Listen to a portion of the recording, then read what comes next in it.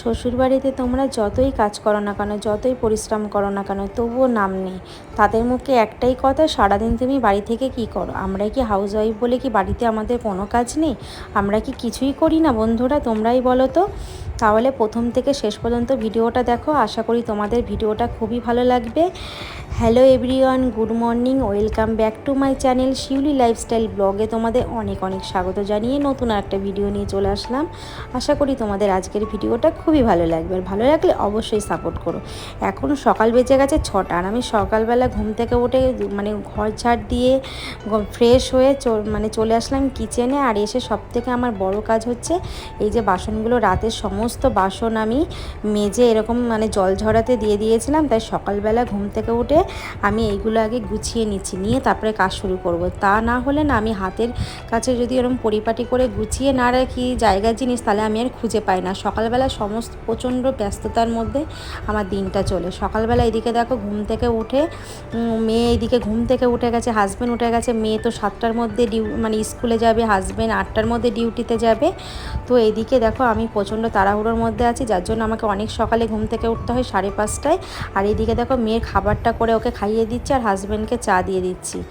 আর মেয়েকে কিন্তু সকালবেলায় স্কুলে রেডি করা সমস্ত কাজ তোমরাই বলো, যে এই যে একটা বাচ্চাকে সকালবেলায় রেডি করা, তাকে ঘুম থেকে তুলে যে রেডি করা, যে কত বড় একটা কষ্ট, কত বড় একটা মাথার মধ্যে বোঝা, এটা একমাত্র মায়েরাই জানে, তাই না বলো?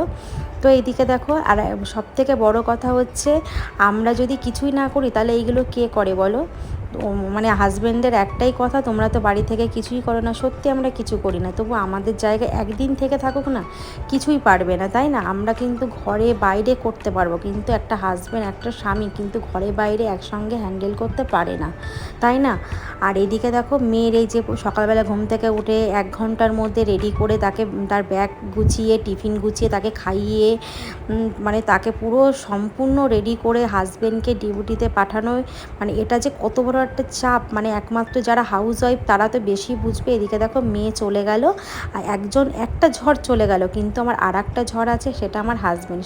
সে মেয়েকে দিতে গেছে, আর আমি সেই পাখে রান্নাটা বসিয়ে দিয়েছি, কারণ সে তো আবার খাবার নিয়ে বেরাবে, আর আমি যদি খাবার না করে দিই তার বাইরে খাওয়া হবে না, বাইরে সে খেতে চায় না, ঘরের খাবার খেয়ে তার অভ্যাস। যার জন্য আমি এইদিকে আমার সকালবেলাটা পুরো ব্যস্ততার মধ্যে চলে। আর যেদিন একটু ছুটি থাকে সেদিন আমি শান্তিতে একটু ঘুমাই, তো সেদিন আমি বেলা করে উঠি। আর এইদিকে দেখো ডাল সিদ্ধ হয়ে গেছে, আর তারপরে আমি আজকে ডালটা করেছি পুরো আমড়া দিয়ে, টক ডাল খেতে আমার তো খুব ভালো লাগে। এমনকি আমার হাজব্যান্ড তো ডালের পোকা, যতই ভালো মন্দ রান্না করি না কেন, একদিন ডাল না হলে তার নাকি খাওয়াই রোজে না। তো এইদিকে দেখো আমি এদিকে ডালটা হয়ে গেছে, আর আমি মাছ ভাজা করছি। আর আমার জন্য তো কোনো সবজি আমি রাতে কেটে রাখিনি, আমার রাতে কেটে রাখলে আমার খুব সুবিধা হয়, কারণ রাতে যদি আমি কেটে না রাখি সকালবেলা আমি পেরে দিই না। তো এদিকে ভাবলাম যে সবজি কাটতে কাটতে মশলা করতে তো দেরি হয়ে যাবে, ওই জন্য আমি এদিকে ডাল করলাম, এদিকে ভাবলাম যে ভাজা হচ্ছে, এদিকে হোক, আর আমি ততক্ষণ হাজব্যান্ডের টিফিনটা গুছিয়ে ঠান্ডা করতে দিই। সে ঠান্ডা না হলে আবার কখন খাবে তার ঠিক নেই, কারণ ঠান্ডা করে ফ্যানের নিচে ঠান্ডা করতে দিলে খাবারটাও ভালো থাকবে, আর তা না হলে গরমটা নিতে ওর অসুবিধা হয়ে যাবে। আর এইভাবে আমি ঠান্ডা করে দিই বলে ও যখনই খাক না কেন, দুপুরে যে কোনো টাইমে ওর ডিউটিতে যাওয়ার সময় খাক না কেন, ওর খাবারটা ভালো থাকে। তো এইদিকে আমি ডাল, পটল ভাজা, আর এদিকে মাছ ভাজাটা দিয়ে দেবো, কারণ আমি যে সবজিটা কাটতে পারিনি বলে আমার দেরি হয়ে গেছে। এদিকে কিন্তু হাজব্যান্ড এসে কিন্তু ও ফ্রেশ হয়ে গেছে প্রায়, ও রেডি হচ্ছে। আর আমি এদিকে দেখো কত তাড়াহুড়ো করছি। আর আমার বরের সবথেকে প্রিয় খাবার হচ্ছে ডাল। তাকে তুমি শুধু ভাত দাও তোমরা, তার সঙ্গে ডাল দাও, ওই হলে আর কিছুই লাগবে না। তো ডাল দিলে একদম খুশি, আর ডাল না হলে মুখটা বেজার করে রাখে। তো এইদিকে দেখো আমি টিফিনটা নিয়ে নিচে যাচ্ছি, নিচে ওর ব্যাগ থাকে, আর জলের বোতলটা দিয়ে ব্যাগটা দিয়ে আমি নিচে দিয়ে আসলাম, ও বেরিয়ে গেল। আর এইদিকে দেখো আমি তারপরে সবজিগুলো কেটে নিয়েছি রাতের জন্য, কারণ আমি সারাদিনে যা করি তারপরে রাতে আর কিছু রান্নাবান্না করি না, কারণ রাতে তো মেয়ের পড়াশোনা থাকে, তার পেছনেও তো আমাকে সময় দিতে হবে।